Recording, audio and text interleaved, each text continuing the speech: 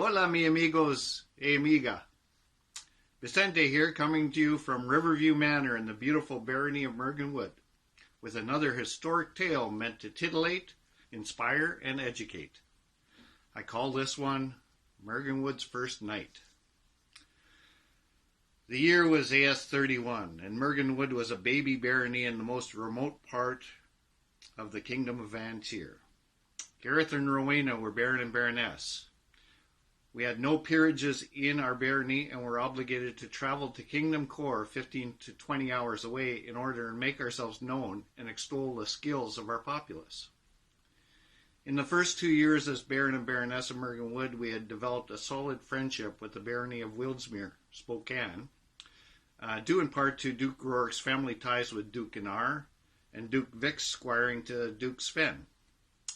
In May of each year, there was an event in Wildsmere called Celtic Revolt, and it fell the weekend before May Crown.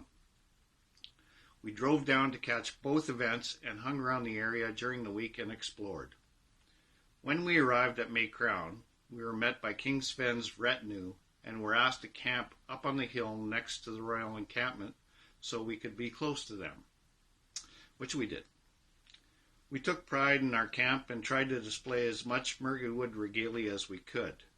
This included a set of travel thrones that consisted of 2 folding lawn chairs with slip covers made by the people of the barony. They were functional and beautiful.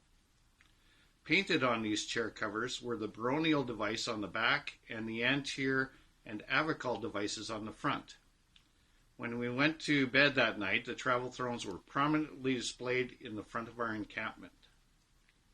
Sometime around 4 a.m., I was awakened by the soulful sounds of Countess Basie, our pet basset hound, who objected to the jostling sounds coming from outside our tent.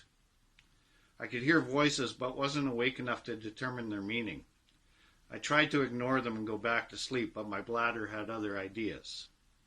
I got up and proceeded to the closest washroom, passing a young maid standing in the encampment next to ours. On my return to my tent, I noticed a white belt with attached ornate drinking horn hanging from the corner pole of our tent. I inspected these items and could not determine their owner, although it was obvious the drinking horn was made by Duke Torgal. I turned and asked the maid next door if she knew how these 2 items came to be hanging on our tent pole. She said that an inebriated Sir Skeggy came and hung them on the pole while swearing fealty to the occupants of the tent. Because of the Antir device on the chair in front of your tent, I can only assume he thought you were Sven. We laughed. I thanked her. I then took the belt and the horn back into the tent and went back to sleep. That morning, the Baroness and I discussed a course of action and proceeded to track down Sir Skeggy to return his belt and horn. We found him in short order, looking a little worse for wear. We introduced ourselves and told him we were Baron and Baroness of Antir's newest and furthest barony, and had no peers as of yet, and did not even have peers who had sworn fealty to our barony. We thanked him for the fealty he swore to us last night, and we gladly accepted his oath.